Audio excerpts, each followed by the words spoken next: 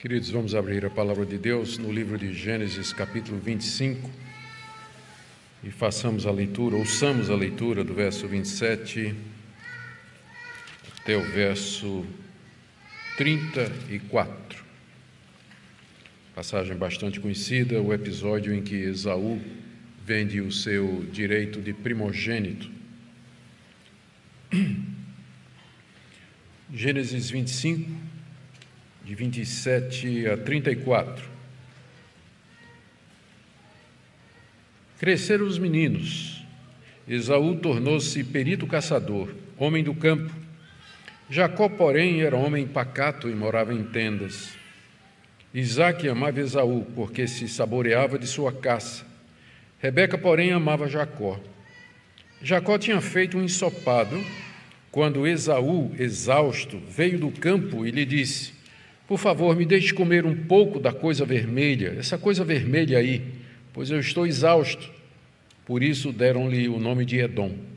Jacó respondeu: primeiro me venda o seu direito de primogenitura. Ele respondeu: estou morrendo de fome, de que me vale o direito de primogenitura?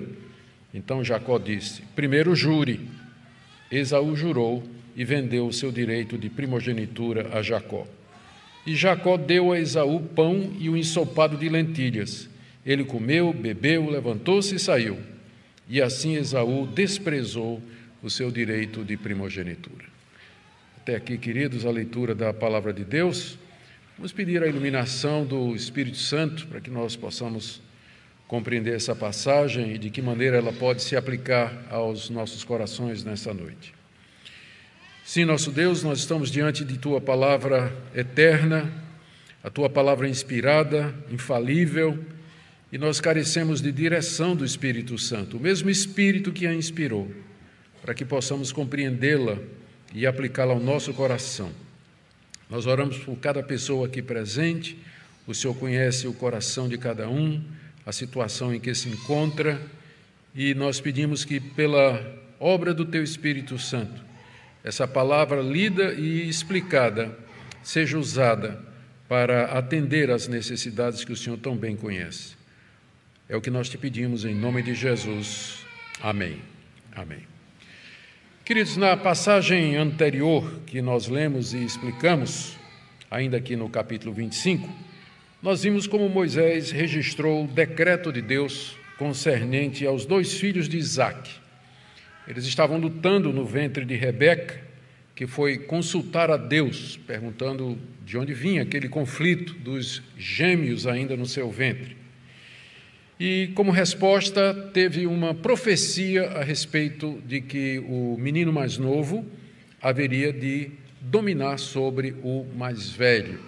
Em outras palavras, que o mais novo haveria de ser o herdeiro, o verdadeiro herdeiro de Isaque. Isso foi o que nós vimos na mensagem anterior. Aqui, no texto que nós acabamos de ler, Moisés registra de que maneira a providência de Deus começa a fazer acontecer na prática aquilo que Deus já havia determinado e que havia antecipado. São dois episódios praticamente. O primeiro, esse que nós acabamos de ler, em que Esaú vende o seu direito de primogênito, capítulo 25, e mais adiante, no capítulo 27, quando Jacó rouba a bênção de Esaú, que nós veremos à medida que seguimos na sequência da exposição em Gênesis. Hoje vamos ver somente esse episódio, tristemente conhecido, em que Esaú, por um prato de comida, vende os seus direitos de filho mais velho. Esses direitos eram aqueles que o filho primogênito no Antigo Oriente tinha com relação aos seus irmãos. E isso geralmente incluía ser o líder religioso e civil do clã, da tribo, da família, no lugar do pai, herdar porção dobrada dos bens do pai. E no caso da família de Abraão, havia ainda aquelas promessas que Deus lhe havia feito quando o havia tirado de Ur dos caldeus, muitos anos passados. Deus, quando chamou Abraão, prometeu para ele que ele seria pai de uma numerosa nação, que Deus o abençoaria em todas as coisas, que Deus lhe daria um grande nome e que ele seria ou nele seriam abençoadas todas as nações da terra. De Abraão viria aquele que seria o Messias, o Salvador, em quem todos os povos haveriam de receber as bênçãos de Deus. Tudo isso passou de Abraão para Isaque e, por direito, pertencia a Esaú, porque ele era o filho mais velho, ele era o primogênito. E, pelas leis naturais, o primogênito herdava todas estas coisas. Contudo, Deus já tinha revelado de que ele não ia seguir as convenções humanas. Ele não ia seguir, ou seja, Esaú não seria o herdeiro natural de Isaque. Quando os gêmeos ainda estavam no ventre materno, conforme eu já disse, Rebeca consultou a Deus a respeito da briga que os dois mantinham constantemente, era um empurrando o outro. E Rebeca disse, mas por que isso está acontecendo? E ela foi consultar a Deus. E Deus lhe respondeu, como eu já disse, com uma profecia, que no ventre dela havia 2 nações, 2 povos se dividiriam a partir dali, e que o mais moço haveria de dominar sobre o mais velho, ou colocando ao contrário, o mais velho seria servo do mais novo. Em outras palavras, o menino mais novo é que seria o herdeiro, ao contrário do costume de que o mais velho herdaria todas as coisas. E agora essa profecia ela começa a tomar forma na prática quando Esaú desiste por ele mesmo dos seus direitos de filho mais velho e os passa a Esaú, embora em circunstâncias um pouco duvidosas, para dizer o mínimo. Vamos ver aqui as informações, primeiro 3 informações preliminares que Moisés nos dá aqui, antes de entrar na descrição do evento. Primeiro, ele diz que os meninos já tinham crescido quando isso aconteceu. Está aí no verso 27. Cresceram os meninos. É importante essa informação. No hebraico, a palavra crescer, na raiz, tem a palavra grande. Então, eles cresceram e ficaram grandes. Nós não temos aqui muita informação a respeito da infância de Esaú e de Jacó, não é?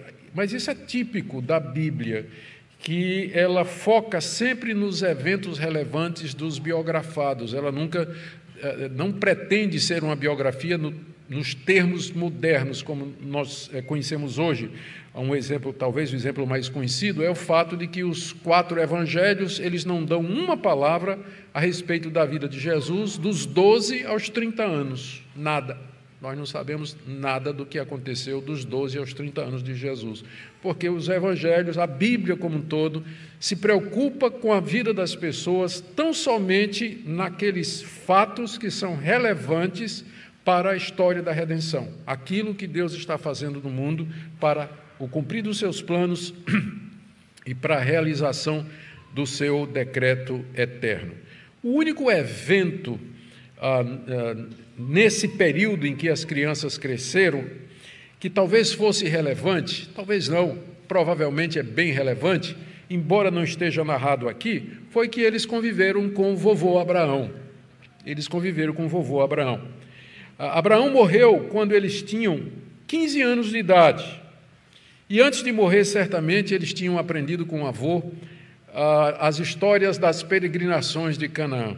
Tinham escutado vovô falando sobre as promessas, como Deus lhe apareceu lá na sua terra natal, o que Deus havia dito a respeito de uma numerosa nação, de um descendente que viria e que abençoaria todos aqueles povos um dia. Os meninos certamente participaram do enterro de vovô Abraão, lá na caverna de Macpela, onde eles conheceram titio Ismael, que estava lá segundo Gênesis 25, 9. Então, talvez esse foi o evento mais relevante da vida dos meninos até os 15 anos de idade, que foi a convivência com Abraão, de onde, com certeza, eles aprenderam tudo a respeito da primogenitura, dos direitos, das promessas, de tudo aquilo que Deus haveria de fazer através da linhagem santa.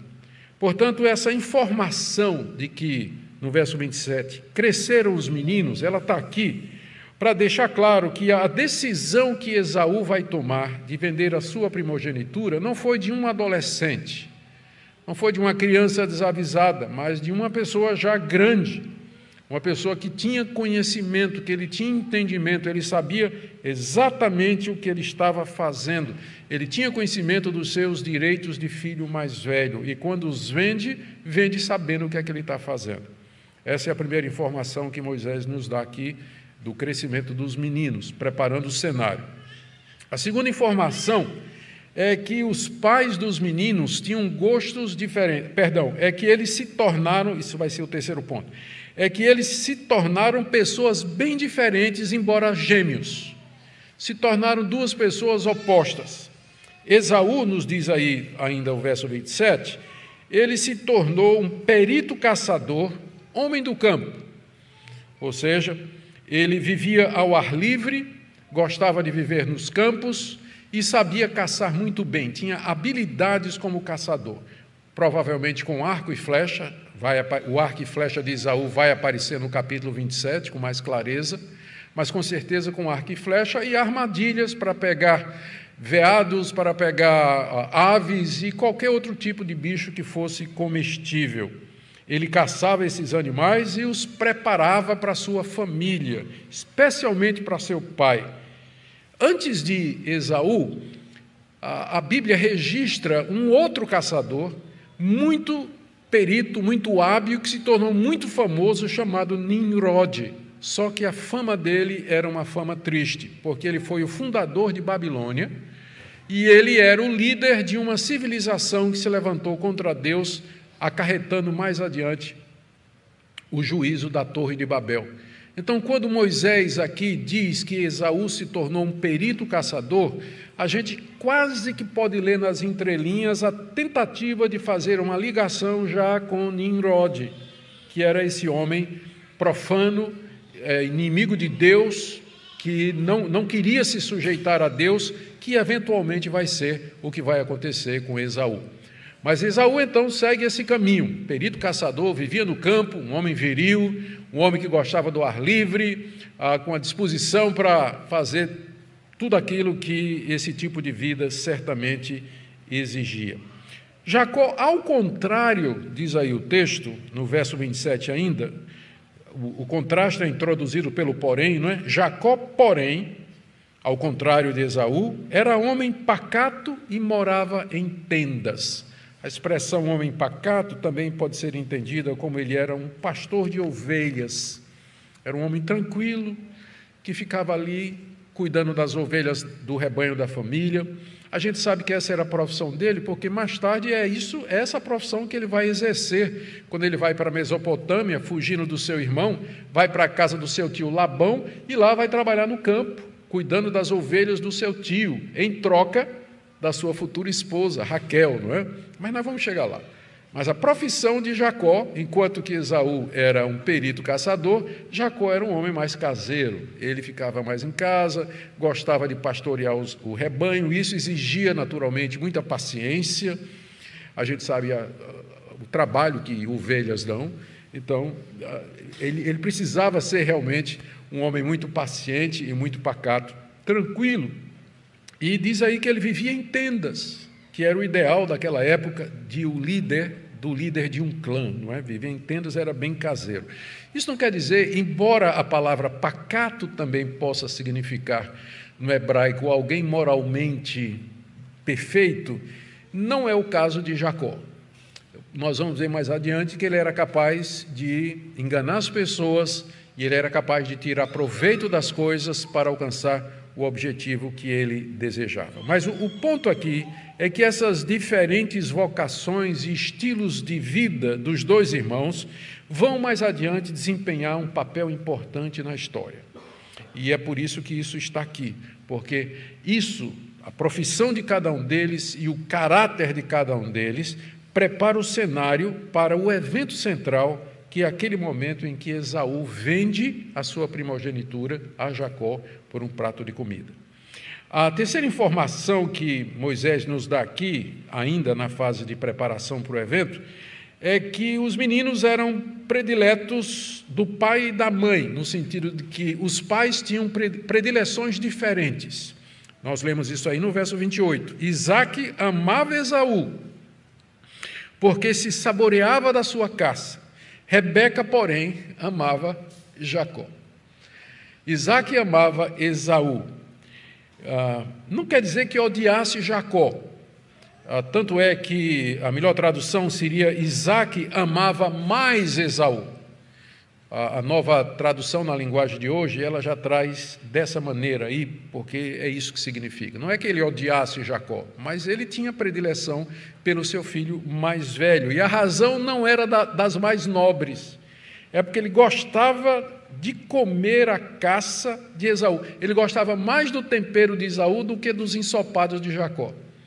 Por isso ele gostava do filho caçador, porque comia da comida, da caça que o filho trazia e que preparava para ele. E ele gostava, era um gastrônomo, Isaque, né? Era um gastrônomo, é um homem afeito a comer bem, gostava disso. Por isso ele dava essa predileção ao seu filho primogênito.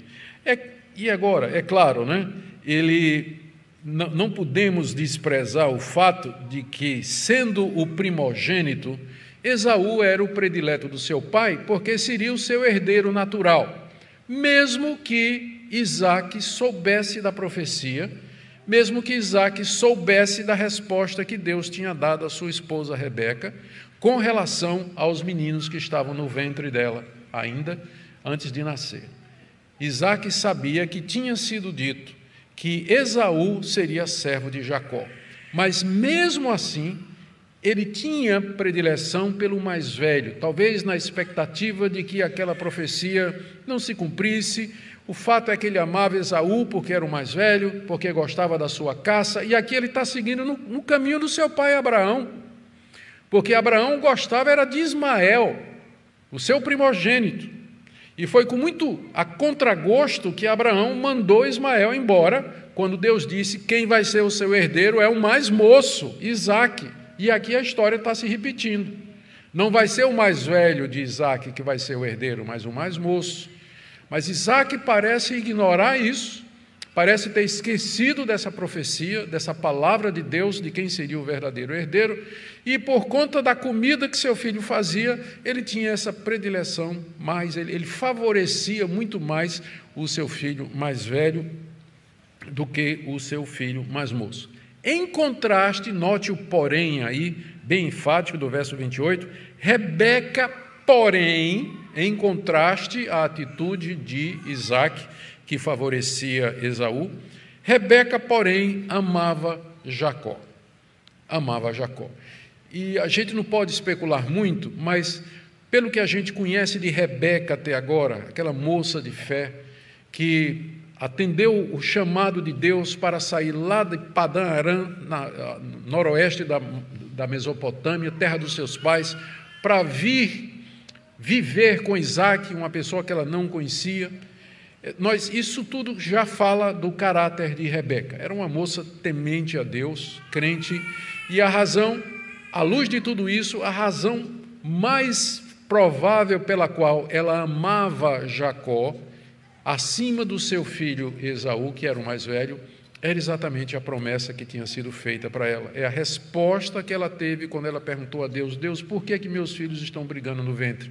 E a resposta foi: 2 nações vão sair, eles vão se dividir, serão rivais, e o mais novo vai dominar sobre o mais velho, ou o mais velho será servo do mais moço. Ela se apegou àquilo ali, se apegou à palavra de Deus, e ela sabia que Jacó seria o herdeiro do seu marido Isaque.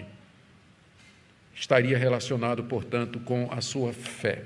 Essa diferente predileção de Isaque e Rebeca pelos filhos está aqui mencionada na Bíblia, não primeiramente como um alerta para os pais para não fazer favoritismo com os filhos. Claro que nós não devemos fazer favoritismo com os filhos. Estão errados os dois? Estão errados. Mas está registrado aqui, não é primariamente como uma advertência, não é dizendo assim: olha, é pecado, veja quais são os problemas de você ter um filho predileto em detrimento dos outros. Não. Isso está aqui porque vai servir de pano de fundo para o desenrolar da história e dos planos de Deus. Porque Isaac vai querer manter Esaú como herdeiro, mesmo contrário à profecia de que ele não seria. E Rebeca vai se tornar cúmplice de Jacó quando ele rouba a bênção de Esaú mais adiante.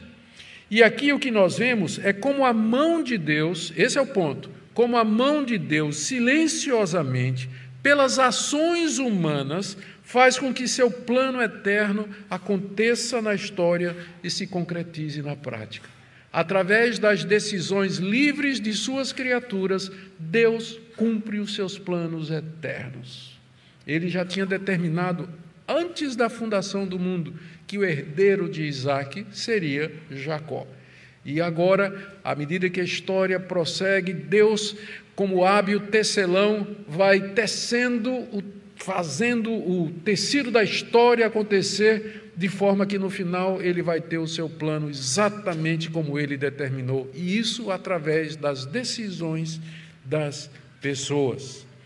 Agora estamos prontos para ver o momento, o momento importante em que Esaú vende a sua primogenitura, que está aí do verso 29 até o verso 30. Vamos ver as circunstâncias que nos são colocadas aqui para que a gente possa entender. Aconteceu que um dia Jacó estava fazendo um ensopado. Ele não tinha planejado nada disso, mas um dia ele estava fazendo um ensopado, verso 29. Jacó tinha feito um ensopado. Jacó era um homem caseiro, como a gente já viu, não era casado ainda, gostava de cozinhar, E ele estava cozinhando, provavelmente, um guisado de carne com lentilhas. Lentilhas eram uns feijõezinhos muito comuns na Síria e no Egito, não eram comuns em Israel, eram comuns no Egito e na Síria, era alguma coisa, não era uma comida do dia a dia, mas era alguma coisa especial que Jacó estava fazendo, e esses feijõezinhos marrons avermelhados davam essa cor avermelhada ao caldo, ao cozido, ao guisado que ele estava preparando ali naquele dia. Devia cheirar muito bem, e a aparência devia ser maravilhosa. Então está Jacó na sua cozinha lá, fazendo, talvez uma receita, primeira vez que ele estava fazendo aquilo, porque você vai ver que Esaú nem sabe o que é, não era uma comida comum, Esaú nem vai saber que tipo de comida é aquela ali, mas ele estava lá fazendo isso aí, e diz aí no verso 29, que Esaú, exausto, veio do campo. Estão percebendo a coincidência? No dia em que Jacó resolveu cozinhar uma comida diferente, uma comida especial, avermelhada, é o mesmo dia em que esse perito caçador não pegou nada. Ele foi para o campo caçar, voltou com fome, de mão abanando, cansado, exausto, e ele entra lá na cozinha do seu irmão. E ele pede um pouco daquilo que seu irmão estava cozinhando, nos diz aí o verso 30. Esaú, exausto, veio do campo e lhe disse: por favor, me deixe comer um pouco da coisa vermelha, essa coisa vermelha aí, pois eu estou exausto. Por isso lhe deram o nome de Edom. Ele nem sabia o que era, como eu disse, não era uma comida de todo dia, não era uma comida especial que Jacó estava fazendo. Ele só sabia que era uma coisa vermelha, cheirava bem, parecia muito gostosa. Literalmente no hebraico está assim: depressa, me dê desse vermelho, dessa coisa vermelha para eu engolir. A compulsão de Esaú. Ele estava com muita fome e era um homem voltado para os apetites naturais. Não é à toa que o pai gostava dele. Ambos deviam ter devia ter comido muita coisa boa juntos. Ele estava com esse apetite: eu quero me dar logo, eu quero rápido um pouco dessa coisa vermelha aí que você está fazendo. Mais tarde, quando esse episódio se tornou conhecido, porque se tornou conhecido, ele passou a ser chamado também de Edom, uma palavra que em hebraico soa parecido com a palavra vermelho. Esaú, o vermelho, o Edom, o edomita. O nome dos descendentes de Esaú será esse aqui, edomitas, que é um povo que se tornou rival dos israelitas, descendentes de Jacó, até que finalmente foram conquistados por Davi séculos depois. Do verso 31 até o verso 33, Moisés nos relata a proposta de Jacó. A proposta de Jacó. Ele pede, por favor, me deixe comer, Esaú pediu, por favor, me deixe comer um pouco da coisa vermelha, essa coisa vermelha aí, pois eu estou exausto. Resposta de Jacó no verso 31, primeiro me venda o seu direito de primogenitura. Primeiro me venda o seu direito de primogenitura. Como já dissemos, como primogênito, Esaú tinha direitos de filho mais velho. A proposta de Jacó aqui aparenta ser insensível e desumana. Ele queria trocar o prato de ensopado que Esaú queria pelos direitos de filho mais velho, do seu irmão. Ele exige que Esaú passe todos esses direitos para ele antes de servir o prato de comida que ele estava fazendo. Seria um negócio, seria uma venda. No hebraico, Jacó diz assim literalmente no 31, hoje, agora, me venda o seu direito de primogenitura, que foi traduzido como primeiro me venda o seu direito de primogenitura. No hebraico é agora, me venda seu direito de primogenitura que eu dou a comida que você está querendo. E aqui Jacó se valeu, ele está se aproveitando do estado do seu irmão Esaú. Veja, ele não tinha planejado nada disso, Jacó não tinha planejado nada disso. As coisas foram acontecendo. Naquele dia ele resolveu testar, ver se ele conseguia fazer um ensopado de lentilhas. Ele estava cozinhando quando esse grande caçador, que era o irmão dele, vem de uma caçada fracassada, morto de fome, e pede um pouco de comida. E Jacó ali, ele vê o momento de obter aquilo que ele já de alguns anos queria, porque sabia, sem dúvida, sua mãe tinha dito, você que vai ser o herdeiro. E ele queria aquilo, ele desejava aquilo. Ele não tinha planejado, mas agora matreiramente aproveitou a oportunidade. Ele queria a coisa certa, mas pelos meios errados.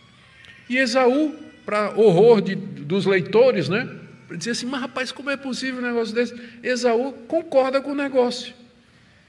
Ele concorda com o negócio de vender o seu direito de filho mais velho, com tudo que aquilo trazia, por um prato de comida para satisfazer uma fome que ele estava tendo naquele momento, de um dia que não deu certo, um dia de caçada. Ele concorda com o negócio, e aí ele se justifica no verso 32, dizendo assim, eu estou morrendo de fome. Está nada, não estava morrendo de fome. Né? Mas aqui ele está se justificando, ele está com o apetite, o coração, o olho está na comida agora, né? Já a boca começou a salivar, né? Ele sentiu o cheiro, né? E ele agora quer, e ele se justifica. Eu estou aqui quase morrendo. Do que me vale o direito de primogenitura? Ser o filho mais velho vai matar a minha fome? Ter todos os direitos de coisas que eu não tenho? Ser herdeiro de toda a fortuna de meu pai vai resolver meu problema agora? Porque agora eu estou com fome. Eu estou com fome, estou cansado, estou esmorecido. Eu preciso de alguma coisa para agora, para esse momento. E aí ele está disposto a fazer um negócio. Mas aí Jacó diz, eu quero que você jure. Jacó era matreiro, né? Matreiro, esperto. Não é à toa que o nome dele é exatamente isso aí, o enganador, aquele que pega no calcanhar. Você vê como as crianças elas se desenvolveram de acordo com o nome que já tinha sido dado, né, profeticamente pelo momento que eles nasceram, pela forma como eles nasceram. Nasceu primeiro Esaú e Jacó já nasceu agarrado no calcanhar dele, já dizendo como é que seria a vida daqueles meninos. Jacó exige um juramento, está aí no verso 33, jure agora, a mesma expressão no hebraico, em vez de primeiro jure, jure agora, hoje, faça esse juramento de que você vai me passar todas estas coisas. O juramento no Antigo Oriente era considerado como a palavra decisiva e final em um negócio e tornava o negócio oficial. E aí chegamos no grande momento do texto, que é esse em que Esaú vende, de fato, o seu direito de filho mais velho ao seu irmão Jacó. Ele faz o juramento, verso 33. Esaú jurou e vendeu o seu direito de primogenitura a Jacó. Textos antigos do século XV a.C., que foram escritos na Mesopotâmia, eles contam a história de um homem que vendeu o seu direito de primogenitura por um carneiro, provando de que esse tipo de negócio era possível no Antigo Oriente. Embora fosse um direito natural, mas o herdeiro ele poderia vender o seu direito de filho mais velho por alguma coisa conforme a sua conveniência. Então, é mais um achado, né, mais uma descoberta arqueológica que comprova a veracidade da Escritura. O pessoal poderia pensar, mas que absurdo, como é que podia isso? O cara era o primogênito, isso aqui é inegociável. No Antigo Oriente era negociável, o filho mais velho podia vender o seu direito, os direitos que ele tinha. Há textos antigos que comprovam isso aí. E assim, com esse juramento, Esaú oficialmente passa os direitos de filho mais velho para Jacó, perdendo ali o direito de ser o herdeiro de Isaque, o portador das promessas e de tudo mais que estava ligado a isso. Em seguida, ele recebe de Jacó a parte prometida, verso 34, Jacó deu a Esaú pão e o ensopado de lentilhas. Nunca houve uma comida que teve tantas consequências graves quanto esse ensopado de Jacó, a não ser o fruto proibido da árvore do conhecimento do bem e do mal. As consequências disso aqui para a história serão dramáticas. A história vai seguir essa mudança aqui, a partir disso aqui, como um pequeno momento, um instante da vida da gente pode determinar tudo o que vem depois. Aqui, veja como Moisés registra no verso 34. Esaú comeu, bebeu, levantou-se e saiu. 4 verbos curtos e secos, descrevendo a atitude de Esaú. Ele não sentiu o menor remorso, não sentiu tristeza, não sentiu arrependimento. Comeu, bebeu, levantou-se, saiu da cozinha de Jacó. Como se não tivesse feito, saiu palitando os dentes. Saiu palitando os dentes, como se não tivesse feito absolutamente nada errado. É por isso que, em seguida, Moisés faz o seguinte comentário: assim, Esaú, ele não diz vendeu, desprezou, porque foi isso que Esaú fez. Esaú desprezou o seu direito de primogenitura. Ele tratou com desdém o que ser herdeiro de Isaque representava. As promessas que haviam sido feitas a seu avô Abraão, ao seu pai Isaque, de que ele seria o portador da linhagem, seria por ele que a linhagem do Messias haveria de vir, que seria através dele que todas as nações da terra seriam abençoadas, viria aquele em quem todas as nações da terra seriam abençoadas. Esaú desprezou tudo isso, tratou com desdém, com indiferença. Ele não viu o valor das coisas espirituais, enquanto que seu irmão Jacó estava de olho exatamente nisso aí, nessas coisas espirituais. Aqui está a maior diferença entre os dois irmãos, que Jacó desejava muito os direitos de filho mais velho. Ele sabia da profecia a seu respeito, ele queria a primogenitura, não tanto por conta da herança do pai, mas por conta das promessas feitas a Abraão, os privilégios religiosos. Jacó já era um homem temente a Deus, embora sua ética não estava correta. Esaú, por outro lado, ele não dava valor às coisas espirituais e nem às promessas que estavam atreladas à sua primogenitura. Ele estava mais interessado em satisfazer os seus apetites naturais ali no momento, e provavelmente ele não conhecia o Senhor. O autor da carta aos Hebreus, no capítulo 12, verso 16, diz o seguinte sobre Esaú: cuidado para que não haja entre vocês nenhum impuro ou profano, como foi Esaú, o qual, por um prato de comida, vendeu o seu direito de primogenitura. Cuidado que não haja no meio de vocês ninguém impuro ou profano como Esaú, que por um prato de comida vendeu os seus direitos espirituais. A Septuaginta no grego, quando diz que se refere a Esaú como sendo impuro, o grego usa a palavra pornos, que é imoralmente, sexualmente imoral, se refere à imoralidade sexual. Quando diz que Esaú era impuro, quando o autor de Hebreus diz isso, é porque ele está dizendo que a vida de Esaú, a essa altura, já era uma vida desregrada. Ele já vivia na prática da imoralidade.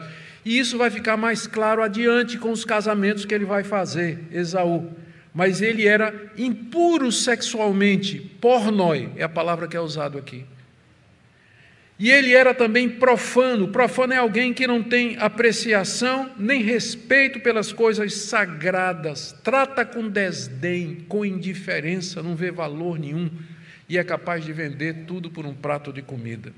Essa é a razão pela qual Esaú desprezou ser o portador das promessas antigas feitas desde o jardim do Éden. É verdade, seu irmão Jacó não era flor que se cheirasse também, não procedeu corretamente, agiu com astúcia, se aproveitou do momento, mas Esaú, sem dúvida, agiu muito pior. Ele tratou com desdém não somente a herança de seu pai, mas seus direitos e privilégios como portador das promessas. O que Moisés pretendia ensinar aos israelitas quando ele registra isso aqui? Sem dúvida, em primeiro lugar, está dando a explicação porque é que os descendentes de Esaú são chamados de edomitas, que vem da palavra Edom, que significa vermelho. Então, ele está dando essa explicação. Sem dúvida, ele também está dando a explicação porque é que Esaú, que era o filho mais velho e que, por direito natural, deveria ser o herdeiro, porque que ele não era, mas sim Jacó. Mas eu creio que Moisés, ele está querendo também mostrar como a providência de Deus atuou para concretizar o seu plano soberano feito antes da fundação do mundo, de que Jacó seria o herdeiro da promessa. As diferenças naturais entre as duas crianças, entre os dois meninos, a vocação que cada um escolheu, o momento providencial, o dia que Jacó resolve fazer o cozinhado, é o dia que Esaú vem cansado e com fome de uma caça mal sucedida. Mais um passo para concretizar a profecia na prática. Esse era o Deus de Israel. Esse é o nosso Deus. Para nós não há coincidências. Deus está agindo na história através das escolhas livres de suas criaturas.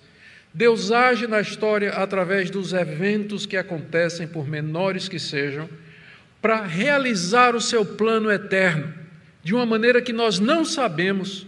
Deus, no final, vai ter tudo o que Ele quer, mas de uma forma que nós permanecemos responsáveis por todas as decisões que nós tomamos. Esaú tomou essa decisão porque ele quis, mas ao fazer isso, ele estava cumprindo aquilo que Deus já tinha realizado, já tinha decretado antes da fundação do mundo. Esaú fez isso de livre e espontânea vontade. Jacó fez a proposta porque quis fazer a proposta, mas ao mesmo tempo tudo isso cumpria aquilo que Deus já tinha dito: o mais velho será servo do mais moço. Há um Deus que controla a história, os eventos.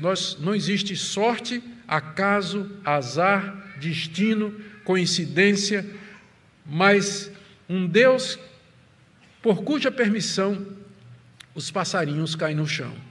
E sem essa permissão eles não caem. Um Deus que conta os fios de cabelo da nossa cabeça. Um Deus que nos conhece, conhece o nosso andar, nosso levantar, o nosso acordar, o nosso dormir. Não há como você fugir desse Deus. Esse é o ponto. Ele cuida de você, o soberano Senhor do universo. Não existe quando parecer que você está numa situação desgovernada, que você perdeu o controle, que questões de saúde, questões financeiras ou outras questões quaisquer trazem aquele pavor para você de que as coisas estão fora de controle e que você está à mercê dos homens e à mercê das circunstâncias e que você vai, de alguma forma, ser prejudicado ou destruído ou qualquer outra coisa. Lembra dessa história. Há um Deus que guia a sua vida e as circunstâncias, e Ele faz com que tudo concorra para o bem daqueles que o amem, mesmo que nem sempre você está consciente de como Ele vai fazer isso.